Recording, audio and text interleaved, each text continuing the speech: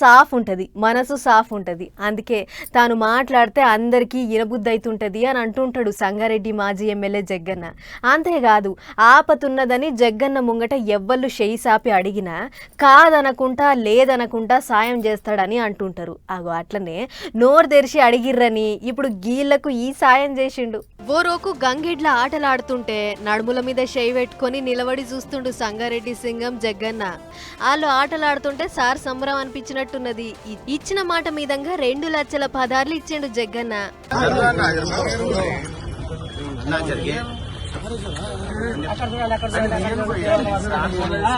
వా సారు పెద్ద మనసు చూసి గంగెడ్లు ఆడించుకునేటోళ్ళ సమరం చిన్నలేదుగా.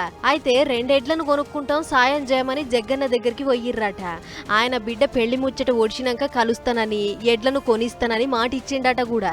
అన్నట్టే ఇలా గంగెడ్లను ఆడించుకునేటోళ్లను పిలవనంపుకొని ఇగో గిట్లా అడిగినంత సాయం చేసిండు జగ్గన్న. ఆవు మరి ఇప్పుడేం కొత్త కాదు సార్కు, ఎవళ్ళు ఏది అడిగినా కాదనడు లేదనడు. అట్లనే ఇప్పుడు వీళ్ళకి సాయం చేసిండు అన్నట్టు.